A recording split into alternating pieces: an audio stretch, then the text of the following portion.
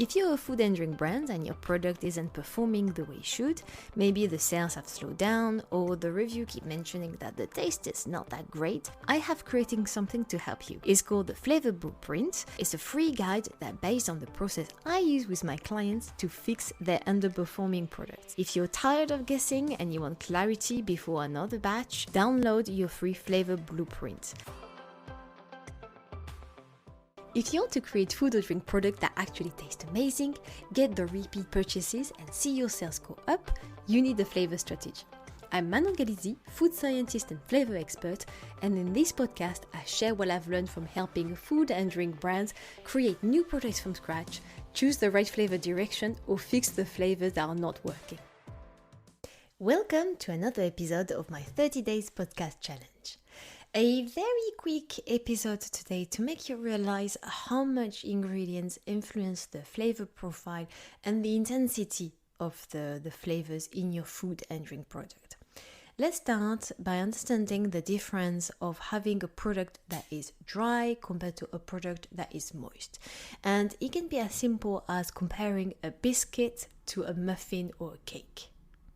You can even do the test yourself. You take, for example, the same flavouring and you put it at the same amount in a simple biscuit recipe and a simple muffin recipe. And you will see the difference in terms of perception. Anything that is drier, the flavours will really struggle to come through compared to something that is much moist and aerated. You have to imagine they are trapped when they are in something that is much drier.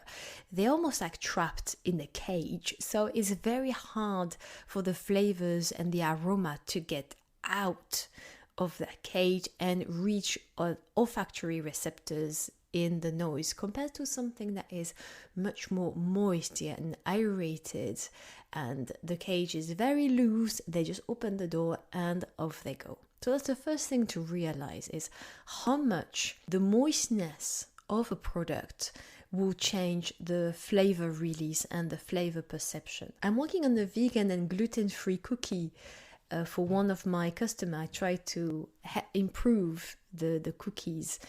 And one of the things that is shocking, every time I try to improve the softness of the cookies and avoid the cookies coming dry, especially over shelf life. So every time I try to lock in that moisture and create softness in the cookies, the flavors come through so much more and they last longer as well. So once you swallow, the aftertaste of that flavors stays longer in your mouth. The second thing to understand, and when is a product is very high in fat. So chocolate is the best example.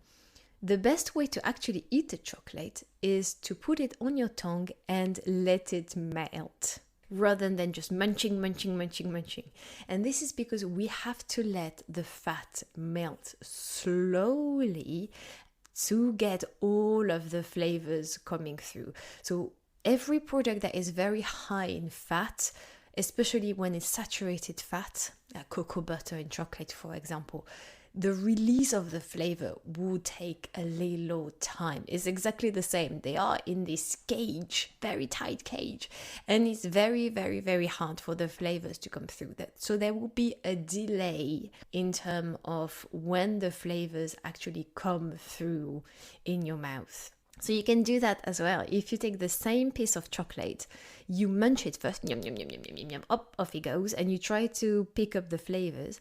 And if you actually do the same test, but this time let it melt on your tongue and see how much more flavors will come through when you let the fat melt and the flavor release. So then what happens when there is not enough fat, sweetness, or saltiness? Again, I said sweetness, so it doesn't need to be proper sugar.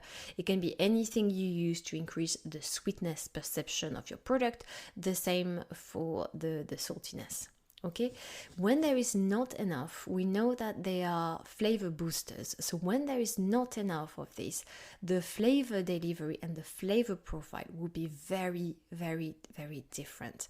The whole perception will be different. The flavor will seem flat, less complex, the intensity of the flavor will be different. The flavor profile will be different, especially when it's around the sweetness. Is just incredible. If you take the same recipe that you have and you decrease the sweetness, you will see how much not only the functionality and the texture will change, but also how the flavor profile will change. You will have the feeling this is a completely different flavoring that you're using.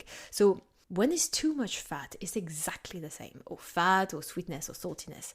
It's exactly the same. We just saw a minute ago when a product is very high in fat, how much it delays the flavor. When it's exactly the same for sweetness and saltiness, they actually dull the flavor. So you will have exactly the same.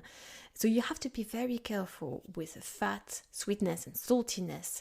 The little tiny change you do can become very quickly too high or too low, and it will impact the flavor delivery. Again, the flavor profile. So when I mean flavor profile, is a strawberry, for example, can be much more cooked and jammy and then becoming very green and grassy and unripe when there is not enough sweetness. So the flavor profile will change. It's exactly the same flavoring, but suddenly the perception is completely different. You have to imagine how much the brain works. It always comes back to something that you know. So for the brain, having a strawberry that is not very sweet, immediately it will come back to a fresh strawberry that you pick from the supermarket that is not ripe enough or haven't seen the sun a lot. You know, this kind of strawberries I mean, like very watery, not sweet, unripe. So you always have to understand how the brain perceives food.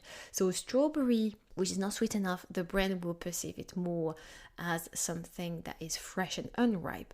Is it has a lot of sugar, it may transform the flavor profile into a jammier strawberry. So the brain always comes back to something it knows. And that changes completely the perception of the flavor that we have. So think about your balance and how much it affects the flavor profile and the flavor intensity. And lastly, when you have a liquid product compared to a solid product, this is again a completely different experience in terms of flavors. When it's liquid, it's actually very hard to pick up all of the flavors. It goes so quickly. It doesn't stay long in your mouth. So you really have to be sure when you have a liquid, then the flavors are impactful because you really don't have long compared to something that is solid and you have to chew. So when you have to chew, the flavors will be a little bit delayed. Like I said, they have to come out of their cage, but they're gonna stay in your mouth longer. You may appreciate more, you may have more complexity of the flavors and pick up much more flavor notes compared to a liquid that will have a very intense perception straight away, but it will be gone like that. So you really have to make sure the experience of your product is pleasant enough. You have to be sure if you have a liquid or solid food product that all of the flavors are actually coming through. And are they coming through long enough, or is that just a matter of off you have it and off they go? So the experience of the consumer with your product is very, very important.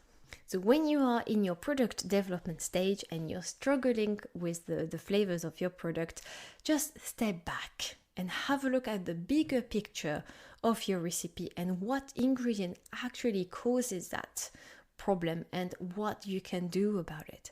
You have to think about your recipe as an equilibrium. A little bit less of something, a little bit more of this, and that will completely change the balance of your flavors, the flavor profile and its intensity. As always, I hope this episode was helpful. You can find all of my tips around tasting, flavors and product development in my newsletter, so don't forget to subscribe. And I will see you tomorrow for another episode. Bye!